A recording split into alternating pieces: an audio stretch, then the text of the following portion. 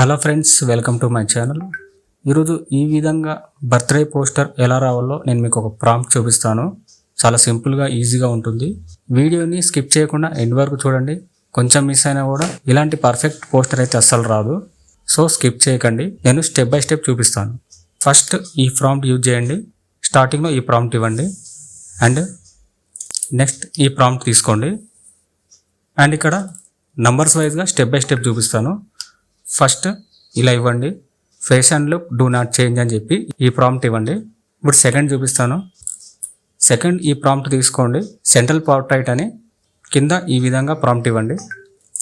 Third ఈ prompt తీసుకోండి, background. మనకు బ్యాక్గ్రౌండ్ ఎలా రావాలో ఇక్కడ ప్రాంప్ట్ ఇచ్చాను, ఇది తీసుకోండి.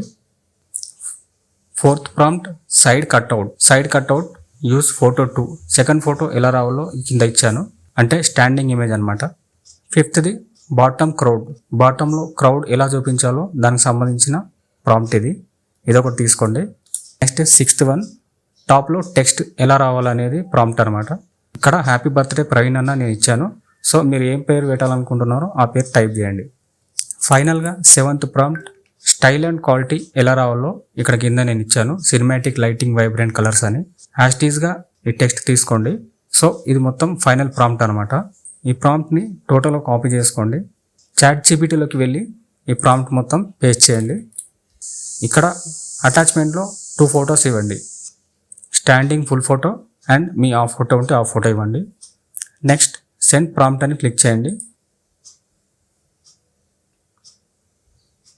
ఇమేజ్ జనరేట్ చేయడానికి 1 or 2 minutes టైం అయితే తీసుకుంటుంది, కొంచెం వెయిట్ చేయాలి.